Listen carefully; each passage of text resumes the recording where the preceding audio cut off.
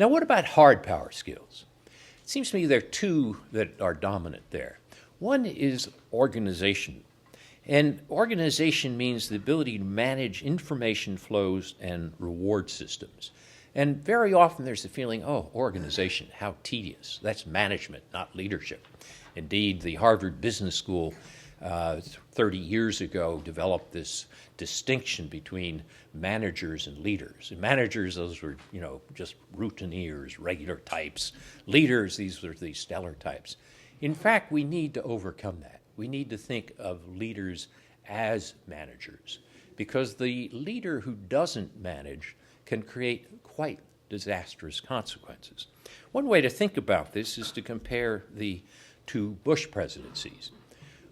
Bush 41 did not have much vision, by his own admission, but was an excellent manager, an excellent organizer.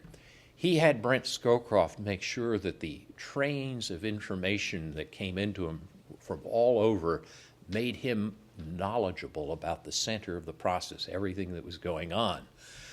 Bush 43, and you'll never find two presidents more genetically closely related than these two. Bush 43, even though he had a Harvard MBA, he learned the wrong thing, I think, at Harvard. And he concluded that what the leader needed, in his words, is to proclaim a vision, to pick a good group of subordinates, and then to delegate to them. But if your vision is grandiose, and your team that you pick is internally divided, and you don't monitor the organization of the delegation, the results can be quite disastrous. So if you look at these two presidents, again, genetically the same in half at least, I think 41 had one of the best foreign policies that we've seen in the last 50 years, and 43 had one of the worst. And I would attribute it to that degree of organizational skill in part. The other key hard power skill is what I call Machiavellian political skills. And that means the ability to size up the weaknesses, strengths, the likes and the dislikes of other people, and to put together minimum winning coalitions to get things done. Now, sometimes people say, but isn't that the politics of fear? Isn't that just bullying? And the answer is sometimes the politics of fear are crucial, and bullying may play a role. But bullying for its own sake, no. That's usually counterproductive.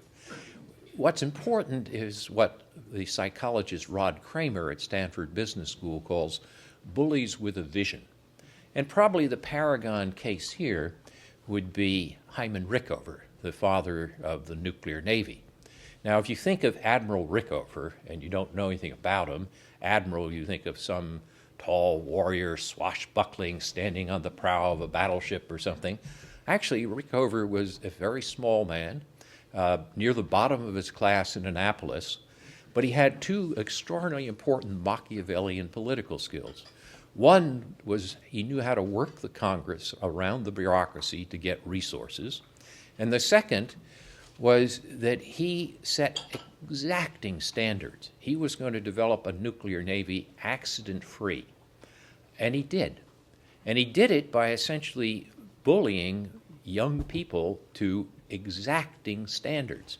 But the interesting thing is a lot of young naval officers wanted to go to work for Rickover, not because he was nice to work for, but because they believed in the vision and they accepted that the rigorous attitude was necessary to accomplishing it.